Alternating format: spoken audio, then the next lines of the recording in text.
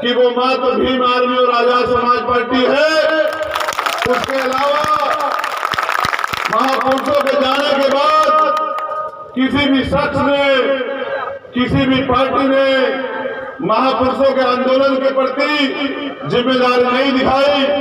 मैं गौरवान्वित होता हूं कि एक तरफ तमाम तरह के पैसे वाले दल हैं, पावर वाले दल हैं, उनके पास विधायक एमपी भी हैं, और एक तरफ भीम आर्मी आजाद समाज पार्टी के नौजवान लोग, जिम्मेदार लोग, बहुजन मिशनरी, बहुजन सिपाही योद्धा हैं जो अपने खून पसीने से आंदोलन को सींच रहे हैं।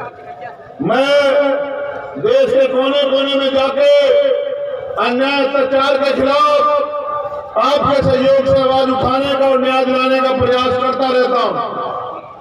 साथियों, यहाँ मिशन 78 की टीम भी है, हमारे अधिवक्ता सेल के लोग भी हैं, आजाद समाज पार्टी यूथ की टीम भी है, मैं उनका भी धन्यवाद करता हूं। लेकिन आप इकट्ठे होते हैं, आप इकट्ठे होकर भाषण सुनते हैं, बात सुनते हैं और उसके बाद उस पर जाके अमल ना करें तो इकट्ठा होना, बात सुनना सब बेकार साबित हो जाता है।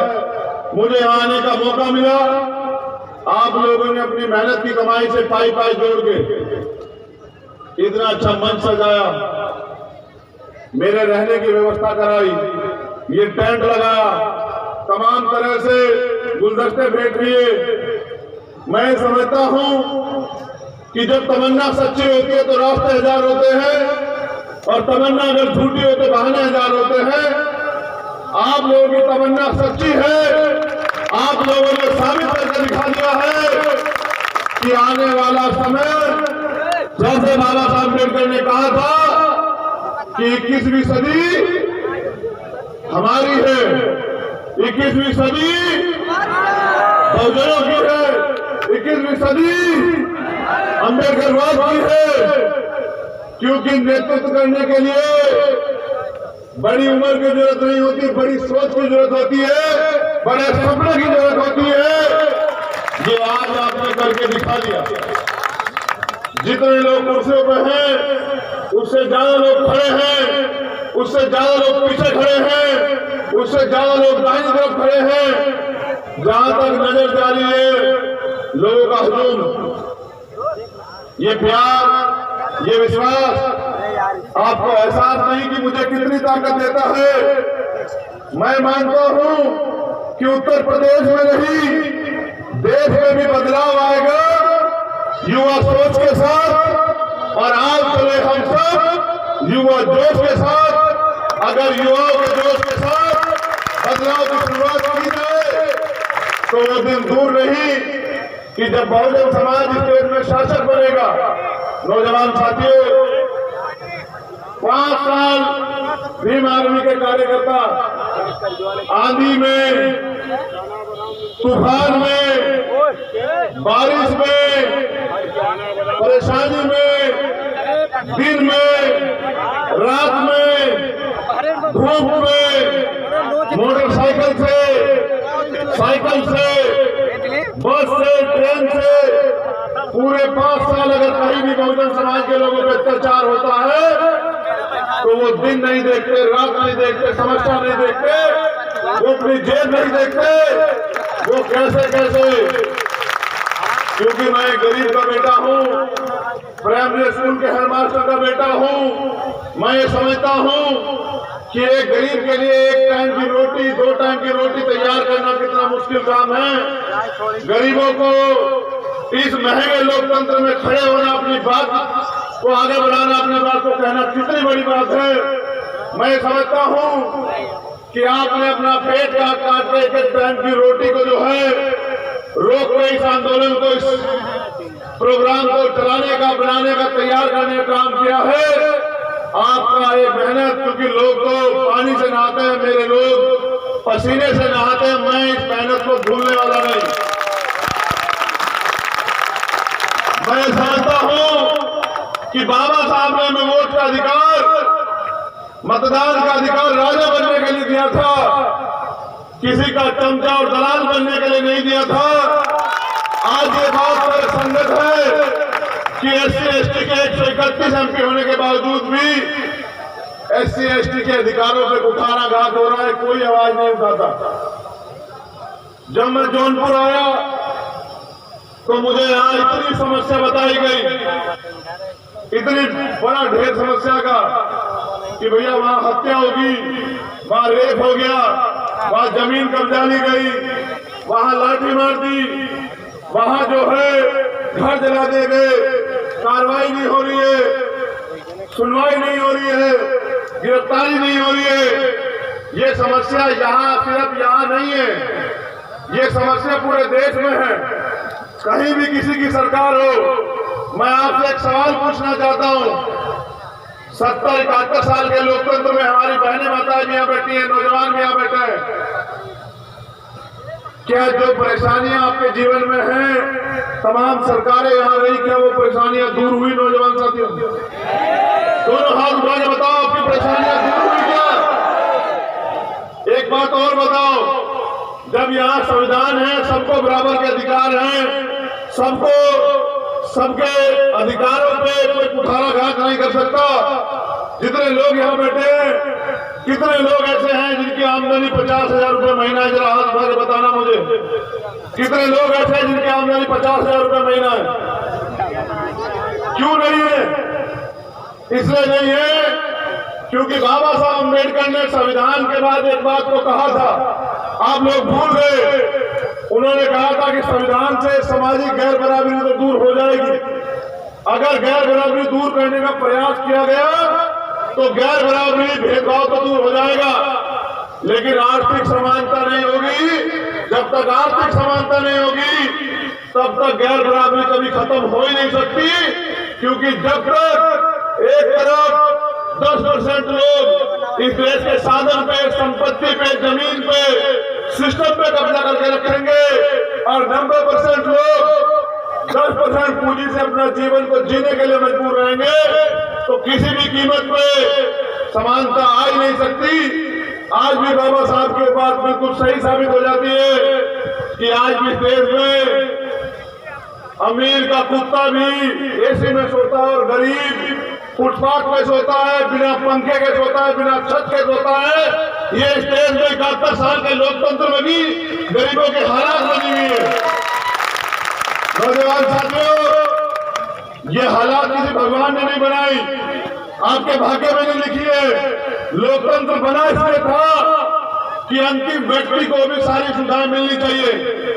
मैं अपनी बात के आधार पर कहता हूं, और आप इस बात को जानते हैं नहीं जानते कि मैं कोई भी बात असंवैधानिक नहीं करता हूं। आप इस बात को मानते हैं नहीं मानते, बताइए। क्या कोई बात मैं आपसे झूठ कहता हूं? मैं पूरी जिम्मेदारी से कह रहा हूं, मीडिया के लोग यहाँ हैं। भारतीय संविधान अंतिम व्यक्ति को भी रोटी, कपड़ा, मकान, चिकित्सा, शिक्षा, सुरक्षा, रोजगार और न्याय की गारंटी देता है। अगर कोई कहते नहीं देता तो आओ आर्टिकल पढ़वा देता हूं।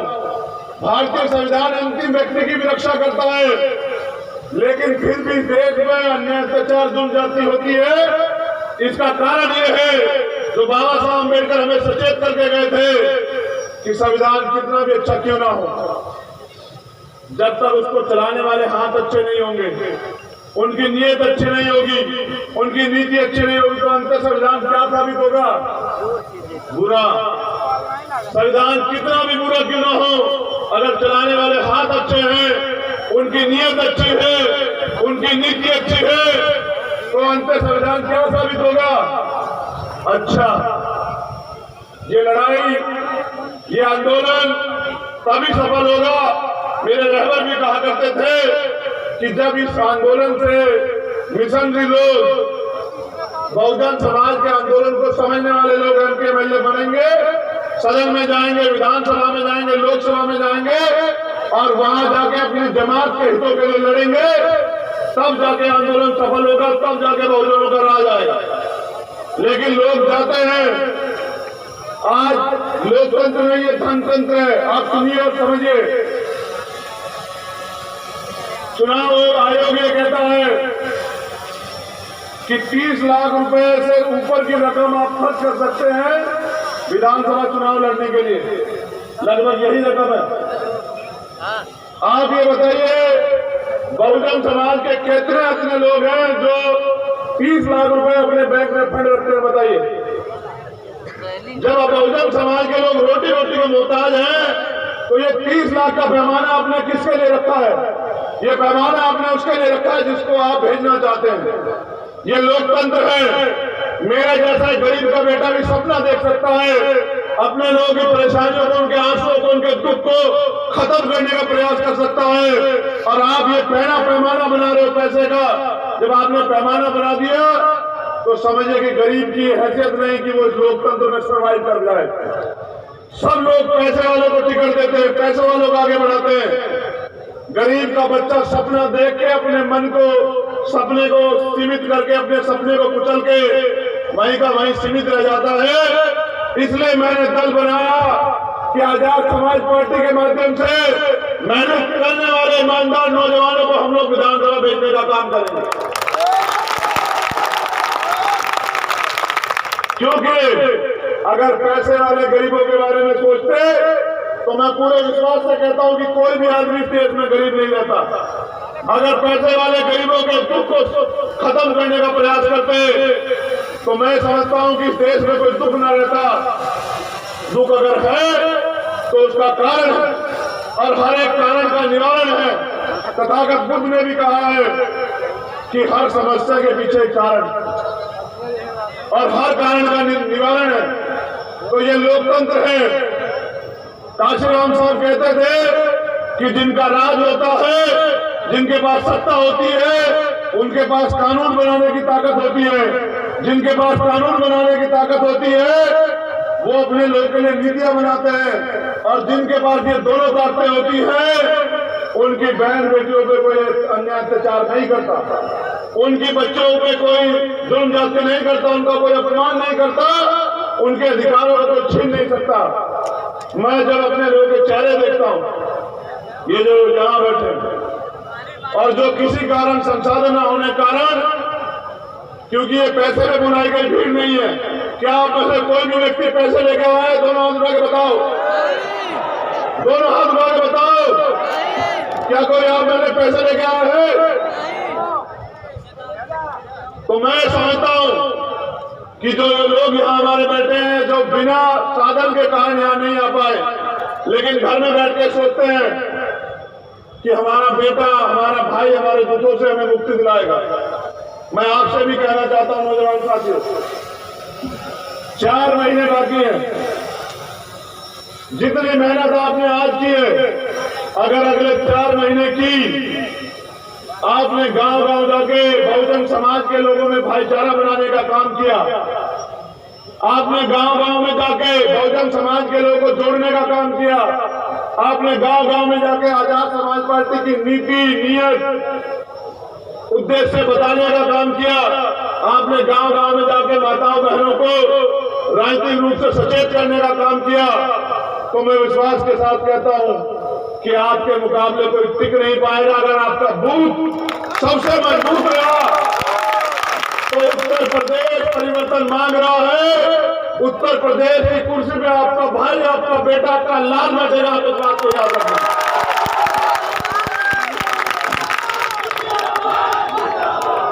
मैं फिर आपको याद दिला रहा हूं कि ये सारी सरकारें हैं। आप अपने दिल से पूछ के बताओ, अपने दिल पे हाथ रख के पूछो, क्या कोई बहन रात को 10 बजे सड़क पे निकल सकती है अकेले? बताओ, क्यों नहीं निकल सकती? जब पुलिस है, प्रशासन है, हम सब लोग परिवार वाले हैं, तो वो कौन सी सोच है जो बहनों के अधिकारों को, उनके सम्मान को छीनती है? ये सोच, इस सोच को डायनामाइट से उड़ाना पड़ेगा। समझ रहे हो? डायनामाइट से उड़ाना पड़ेगा। जो बेड़ियां, जो परेशानियां, जो मुसीबतें आपकी तरक्की के रास्ते में हैं, ऐ मेरे बहुजन समाज के लोगों, उनको डायनामाइट से उड़ाना पड़ेगा। आपको रास्ता ही नहीं है। आपको अपनी समस्याओं को, बेड़ियों को काटना ही पड़ेगा। मैं फिर आपको आगाह कर रहा हूं, हमने 2-3 चीजें इंपोर्टेंट बता दी है जो आने वाले कल के लिए, लेकिन मैं आपको जो बहुत जोर दे के बता रहा हूं, सोया हुआ समाज और मरा हुआ समाज एक जैसा होता है। सोए हुए को उठाया जा सकता है, मरे हुए को गिराया जा सकता है, दफनाया जा सकता है। एक इससे भी अलग समाज है जो आंख बंद करके बैठ जाए। आपसे मैं जवाब मांगना चाहता हूं और मुझे विश्वास है कि आप अपने दिल से जवाब देंगे, मुंह दिखाए जवाब नहीं देंगे। जब से आप लोग इस आंदोलन को जानते हैं, क्या कभी मैंने आप लोगों को अकेला छोड़ा? क्या कभी मैंने आपको निराश किया? क्या कभी कोई ऐसा मामला हो जिसमें सब लोग चुप बैठ गए? क्या कभी मैं चुप बैठा? क्या भीम आर्मी के लोगों ने कभी आपको धोखा दिया? क्या कोई ऐसा मामला है जिसमें हमने आपको पीठ दिखाई हो? अभी भाई लखवीर की हत्या हुई, आपने देखी होगी सिंगू बॉर्डर पे। सारे नेता चुप, क्योंकि उनका वोट ना बिगड़ जाए। कोई बोलने को राजी नहीं है। लेकिन क्या आपका भाई वहां गया ही नहीं गया? बताओ, क्या उस परिवार को विश्वास दिला के आ नहीं आया? देखो, सब लोगों के लिए आप वोटर, चुनाव का समय आएगा, आपके पैर दबाएंगे, आपके पैर भी धोएंगे। चुनाव के बाद 5 साल तक आपकी गली में दिखाई नहीं देंगे। फैसला आपको करना है। एक तरफ वो लोग हैं तो चुनाव के समय आएंगे, वोट मांगेंगे, आपकी बात करेंगे, ये कहेंगे कि आपके जात के नेता हैं, और एक तरफ भीम आर्मी के लोग हैं, आजाद समाज पार्टी के। जैसा मैंने बताया, कोई बहन ऐसी नहीं जो इस बात को नकार दे कि चाहे वो किसी भी समाज की बहनों की भीम आर्मी से ज्यादा सुरक्षा अगर कोई बहनों के सम्मान के लिए लड़ता हो तो कोई बहन इस बात को नकार दे सकती है। ये आपकी ताकत है। अभी मैं होटल से आ रहा था, मेरे साथियों ने बताया कि कुछ दूसरे संगठन दल के लोग कह रहे हैं, वो आए हैं ये कहने कि हम विरोध करेंगे। मैंने उनको समझाया कि वो विरोध करने नहीं आए। इस सरकार में जो उनकी सरकार है, कोई परेशानी नहीं होगी। उनको भी ये विश्वास है कि चंद्रशेखर आजादी हल कर सकता है, वो अपनी परेशानी बताना है। ये मुझसे कह रहे हैं कि वो पुलिस को बता दो। हमने कहा कि बिना सरकार के भी सरकार जैसा माहौल देती है बहुजन समाज को भीम आर्मी, तो जिसके पास ऐसा संगठन हो उसे किसी और की जरूरत क्या है? देखो, आप लोग भी शिकायत ये रहती कि पुलिस के लोग काम नहीं करते।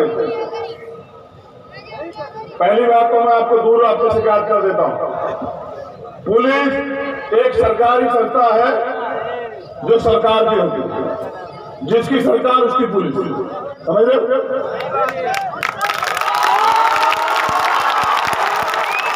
ये तालीम लेने वाली क्या बात है? मैंने तो सच बताया आपको।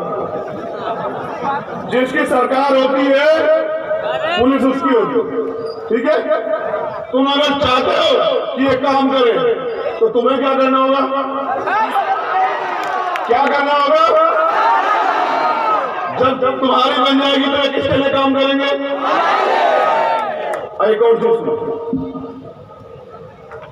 जो बहुजन समाज के लोग पुलिस सेवा में है, वो हमेशा ये प्रयास करते हैं कि जो गरीब परेशान पीड़ित उनके पास आके उसको न्याय दिला दे। लेकिन सरकार में बैठे लोग उनके हाथ पैर बांध देते हैं, वो उनको करने नहीं देते। पुलिस के लोग 24-24 घंटे ड्यूटी करते हैं। आपका व्यक्ति मर जाए, आप लाश को देख के पीछे हट सकते हैं, पुलिस के लोग नहीं हट सकते। वो किसी भी हालत में वो शरीर उसके पास रहेंगे। बहुत बड़ा काम करते हैं, 24-24 घंटे 7-7 दिन ड्यूटी करते हैं, परिवार के पास नहीं जा पाते। बॉर्डर स्कीम लग जाती है, अपने परिवार से 400-500 किलोमीटर दूर रहते हैं। इनका भी घर परिवार। जब हम सबकी परेशानियां सुनते हैं, जैसे हमने विकलांग समाज, जो विकलांग भाई उनकी परेशानी सुनी कि सरकार बनते हम सबसे पहले विकलांग आयोग बनाएंगे, हर एक विकलांग को पंचायत में आरक्षण की व्यवस्था करा के देंगे, उनको भी मुख्य धारा में जोड़ेंगे। उसी तरह हमने यह भी तय करा कि बाकी सब लोग तो कहते हैं हम पुलिस की ड्यूटी 8 घंटे करेंगे, हर हफ्ते में इनको एक छुट्टी देंगे। इनकी तनख्वाह जो है ना, देखो जब ट्रांसफर हो जाता है ना किसी का, उनको समझ नहीं आता बच्चे कहां पढ़ेंगे। हर आदमी अपने बच्चों को आगे बढ़ाना चाहता है, अच्छी शिक्षा दिलाना चाहता है। उनकी शिक्षा का उचित इंतजाम हम लोग करेंगे, उनकी तनख्वाह में बढ़ोतरी करेंगे कि उन्हें अपना घर चलाने के लिए किसी तरह के करप्शन की जरूरत ना पड़े, किसी गरीब को सताना ना पड़े, क्योंकि कुछ अधिकारी कर्मचारी भ्रष्ट है, सब लोग भ्रष्ट नहीं है। तो उनकी तनख्वाह बढ़ाएंगे क्योंकि वो ज्यादा काम करते हैं। ठीक है, इस बात का समर्थन करते हो आप लोग। एक और बुनियादी काम सफाई कर्मचारियों के लिए, बहुत दिन पहले मैंने नोएडा में बात कही थी कि जिस दिन हमें अवसर मिलेगा कोई भी सफाई कर्मचारी काम ठेकेदारी की प्रथा में नहीं होगा। ठेकेदारी प्रथा खत्म करके सबका नियमित किया जाएगा, सरकारी नौकरी दी जाएगी। जरूरी है, क्योंकि जितने लोग सीमा पे शहीद होते हैं उतने लोग सीवर में भी मरते हैं, लेकिन उनकी कोई बात नहीं करता, उनकी जिंदगी कोई अहमियत नहीं है। हमें उनकी अहमियत को समझना पड़ेगा। उनका भी योगदान है, वो भी कोरोना वॉरियर थे, लेकिन चरित्र देखिए। ये बात में मानवता के विरुद्ध अगर मुझे कहनी पड़ेगी कि ये तो भारतीय जनता पार्टी की वर्तमान सरकार है, इसकी कतली करनी में फर्क देखिए। जब लखनऊ में तिवारी जी के साथ पुलिस की दुर्घटना में उनकी जान जाती है तो एक क्लास 1 की नौकरी देते हैं, ये 50 लाख रुपए देते हैं। जब मनीष गुप्ता जी की जान जाती है ये 40 लाख रुपए देते हैं और एक नौकरी देते हैं ओएसडी की। लेकिन जब हाथरस में हमारी बहन की जान जाती है तो इस निकम्मी सरकार ने ना तो अब तक नौकरी दी ना ही उनको घर दिया। ये इनकी कतरी करनी फर्क है, इसलिए मेरी लड़ाई है। तो अपनी जान बचाने के लिए आगरा में अरुण वाल्मीकि की हत्या पुलिस के लोगों ने कर दी। और मैं पूछना चाहता हूं, आपको वर्दी सरकार ने शोषितों को न्याय दिलाने के, पीड़ितों को न्याय दिलाने के दिए या हत्या करने के लिए दिए? कोई सही काम करेगा उसको प्रोत्साहन देंगे, उसको प्रोत्साहन राशि भी देंगे, आगे बढ़ाएंगे, प्रमोशन भी करेंगे। लेकिन कोई मानवता के न्याय के विरुद्ध काम करेगा उसकी नौकरी भी खत्म कर देंगे और उस पर मुकदमा लिख के जेल भी भेजेंगे, सजा भी दिलाएंगे। कोई भी गैर संवैधानिक काम करेगा उसको संविधान समझाने का काम करेंगे। मैं जाऊंगा कल, अध्यक्ष जी का आदेश आया, हम लोग कल अरुण भाई के परिवार से मिलेंगे। मुझे तकलीफ है, मुझे कल ही जाना चाहिए था, लेकिन मुझे बाबा साहब का वो लाइन याद आती है कि जब बाबा साहब अम्बेडकर हमारे लिए गोलमेज कॉन्फ्रेंस में जा रहे थे और उनका बेटा राजरतन मरा हुआ पड़ा था, मां रमाबाई ने कहा कि बाबा साहब अम्बेडकर आप तो कहते थे कि राजरतन राज करेगा, ये तो राजरतन की जान चली गई। आप झूठ बोलते थे। आज इसको कफन की जरूरत है, आप यहां रहिए, इसका अंतिम संस्कार कीजिए।